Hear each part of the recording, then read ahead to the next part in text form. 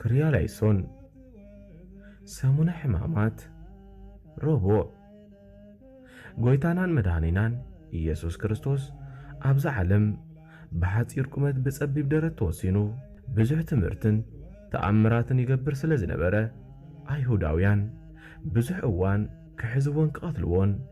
ይሓስቡን ይደልዩን እኳ እንተነበሩ ክኾነሎም ግና ኣይከኣልን። ምኽንያቱም ድማ ጎይታናን መድኃኒናን ኢየሱስ ክርስቶስ ተሰቒሉ ንዓለም ዘድሕነላ መዓልትን ሰዓትን ስለ ዘይኣኸለዩ ጎይታና እውን ኣብ ትምህርቱ ግዜ ገና ኣይበጽሐን ግዚኡ ስለ ዘይኣኸለዩ እናበለ ብዙሕ ግዜ ገሊጹልናዩ።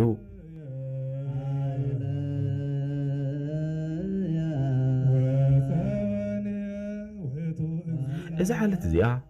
ኣይሁድን ሊቃነ ካህናትን ጸሓፍትን ፈሪሳውያን ንጎይታ ከመኢሎም ከም ዝሕዝዎ ምኽሮም ዝፈጽሙሉ ዕለት ስለ ዝኾነት ዕለተ ምኽሪ ኣይሁድ ወይ እውን መዓልቲ ምኽሪ ተባሂላ ትጽዋዕ። እቶም ሊቃነ ካህናትን ፈሪሳውያንን ከዓ ብሊቃነ ካህናት ቅያፋ ተመሪሖም ጉባኤ ኣኪቦም ኩሉ ሰብ ካብ ዝጠፍእ ሓደ ሰብ እንተሞተ ይሓይሽ ኢሎም ኣብ ልዕሊ ጎይታና ናይ ሞት ፍርዲ ዝወሰኑሉ ዕለት እዩ። ማቴዎስ ወንጌል ምዕራፍ 26 ካብ ፍቕዲ 1 ስጋብ 5፣ ማርቆስ ወንጌል ምዕራፍ 14 ካብ ፍቕዲ 1 ክሳብ 2፣ ሉቃስ ምዕራፍ 22 ካብ ፍቕዲ 1 ክሳብ 2፣ ዮሐንስ 11 ካብ ፍቕዲ 45 ክሳብ 53።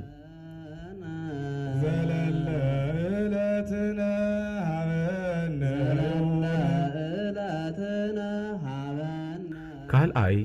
ጎይታናን መድኃኒናን ኢየሱስ ክርስቶስ ኣብ ቤት ስምዖን ብሓንቲ ሓጥእ ሰበይቲ ብቕዱስ ሽቶ ዝተቐብኣሉ መዓልቲ እዩ። እዛ መዓልቲ እዚኣ ጎይታናን መድኃኒናን ኢየሱስ ክርስቶስ ኣብ ቢታንያ ኣብ እንዳ ስምዖን ዝተባሃለ ሰብኣይ ምስ ኣተወ ብሓንቲ ማርያም ዝተባሃለት ሓጥእ ሰበይቲ ሓደ ፍርቂ ኣበስንቲ ዝኸውን ቅዱስ ሽቶ ወሲዳ ዝቐብኣትሉ ብንብዓታ ኣጋር ጎይታ ዝሓጸበትሉ ዕለት እዩ። ብጸጉሮ ርእሳ ጌራ ዝደረዘትሉ መዓልቲ እዩ። እታ ሓጥእ ሰበይቲ ንጎይታ በቲ ክቡር ሽቶ ጌራ ክትቀብኦን ከላ እቲ ዘትሕዞ ይሁዳ ተሓዚማ ሕፉዳ ስለ ዝነበረ ካብኡ እውን የላዕል ስለ ዝነበረ እዚ ክቡር ሽቶ ዘሲ ተሸይጡ ንድኻታት ዘይወሃብ ኢሉ ብተንኰል ዝተዛረበሉ ዕለት እውን እዩ። ጎይታናን መድኃኒናን ኢየሱስ ክርስቶስ ድማ ንተንኰሉን ክፍኣቱን ፈሊጡ ንመዓልቲ መቓብረይ ዘዳለወቱ እሞ ሕደጋ ድኻታትሲ ኩሉ ግዜ ምሳኻትኩም ኣለዉ ንዓይ ግና ኩሉ ሳዕ ኣይክትረኽቡንን ኢኹም ኢሉ ብምግሳጽ ነቲ ንሳ ዝገበረቶ ሰናይ ተግባር ብምንኣድ እዚ ወንጌል እዚ ኣብ ዝተሰብከ ዘበለ ኣብ ኩሉ ዓለም እዚ ንሳ ዝገበረቶ ንመዘከሪያ ከም ዝግበር ብሓቂ ብለኩም ኣለኹ በሎም። ማቴዎስ ወንጌል ምዕራፍ 26 ካብ ፍቕዲ 6 ክሳብ 13፣ ማርቆስ ወንጌል ምዕራፍ 14 ካብ ፍቕዲ 3 ክሳብ ፍቕዲ 9፣ ዮሐንስ ወንጌል ምዕራፍ 12 ካብ ፍቕዲ 18። እዚ ዘረዳእና እቲ ሰናይ ዝገብር ኩሉ ግዜ እናተዘከረ ከም ዝነብር ኣብ ቅድሚ እግዚኣብሔር እውን መጎስ ከም ዝረክብ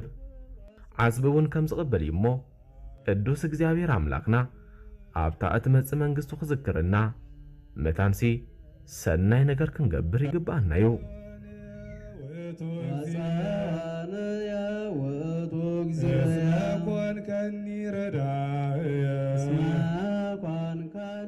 ሳልሳይ በዚ ዕለት እዚ ይሁዳ ንጎይታናን መድኃኒናን ኢየሱስ ክርስቶስ ብ30 ዲናር ክሸጦ ዝተዋዓለሉ መዓልቲዩ ይሁዳ እታሓተ ማርያም እናበኸት ክቡር ጨና ኣብ ርእሲ ጎይታናን መድኃኒናን ኢየሱስ ክርስቶስ ከተፍስስን ከላ እዚ ክንዲዚ ዝኣክል ጥፍኣት ከንምንታዩ ተሸይጦስ ንደኸታት ገዳሚ ተዋሃበ ነይሩ ኢሉ ደንጋጽ ድኻ መሲሉ ብምቕራብ ኣብ ውሽጡ ዝነበረ ፍቕሪ ንዋይ ኣግሂዱ ዝተዛረበዩ እቲ ዘቕረቦ ሓሳብ ቅቡል ኮይኑ ስለ ዘይተረኽበን ነቲ ብምሻጥ ጨና ክረኽቦ ዝኽእል እሞ ዝሰኣኖ ገንዘብ ከከሓሕዝ ኣብ ልቡ ዝሓደረ ፍቕሪ ንዋይ ኣገዲድዎ ናብቶም ጸላእቲ ጎይታና ኸደ ይሁዳ ጸሓፍቲ ፈሪሳውያን ኣብ ልዕሊ ጎይታናን መድኃኒናን ኢየሱስ ክርስቶስ ክቱር ጸልኢ ከም ዘለዎም ክሕዝዎውን ይደልዩ ከም ዝነበሩ ኣጸቢቑ ይፈልጥ ስለ ዝነበረ ናብኣቶም ከይዱ ኣነ ንዓኻትኩም ኣሕሊፈ ክህቦስ እንታይ ትህቡኒ በሎም ንሳቶም ከዓ 30 ቅርሺ ብሩር ሃብዎ ማቴዎስ ወንጌል ምዕራፍ 26 ካብ ፍቕዲ 14 ክሳብ 16 ማርቆስ ወንጌል ምዕራፍ 14 ካብ ፍቕዲ 10 ክሳብ 11 ሉቃስ ምዕራፍ 22 ካብ ፍቕዲ 3 ክሳብ 6 በዚ ዘይጠቅም ገንዘብ ድማ ነቲ ናይ ነገሥታት ንጉሥ ናይ ጎይቶት ጎይታ ዝኾነ መድኃኔ ዓለም ኢየሱስ ክርስቶስ ናብቶም ጨካናት አይሁድ ኣሕሊፉ ሃቦ ሎሚ እውን ከም ይሁዳ ንቤተ ክርስቲያንን ኣገልገልታን ንኽፉኣት ኣሕሊፎም ዝህቡ ኣይሰኣኑን መወዳእቶም ግና ጥፍኣት እዩ ስለዚ ኩላትና ካብ ክፍኣተ ግብሪ ርሒቕና ንቤተ ክርስቲያንን ኣገልገልታን ክነኽብር ይግባአና እዛ መዓልቲ እዚኣ እምበኣር ኣይሁዳውያን ንጎይታናን መድኃኒናን ኢየሱስ ክርስቶስ ክቐትልዎ ተሰማሚዖም ዝወሰኑላ መዓልቲ ስለ ዝኾነት ቅድስቲ ቤተ ክርስቲያንና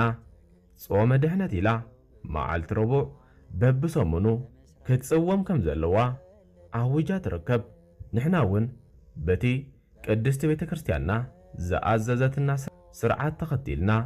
ክሳብ መፈጸምታ በታ ቅንዕትን ርትዕትን ዝኾነት ቅድስቲ ሃይማኖትና ጸኒዕና ክንነብር ቅዱስ እግዚአብሔር አምላክና ይሐግዘና ክሪያ ላይሶን ክሪያ ላይሶን ክሪያ ላይሶን አማልጅኝኔን ከልጅ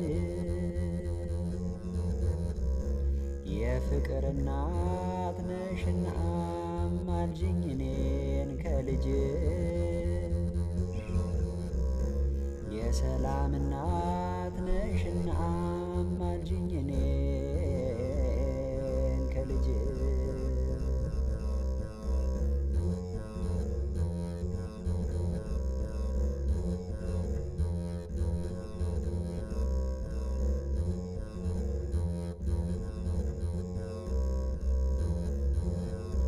በረሃውን ባሰብኩት ጊዜ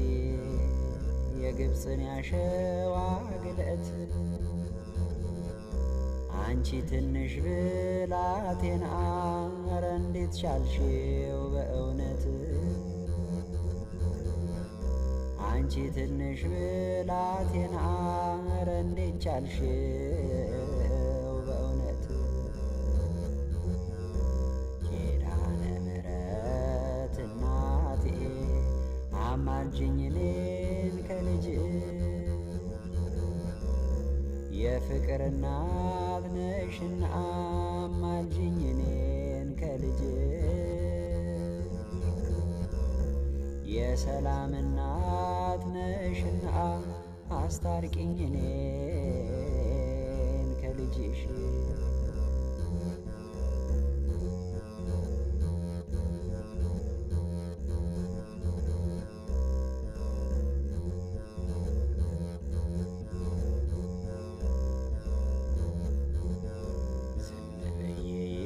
ይደንቀኛል የአምላክን ሥራ ሳስበው ምክንያት አንቺን አድርጎ ይህንን ዓለም አዳነ ምክንያት አንቺን አድርጎ ይህንን ዓለም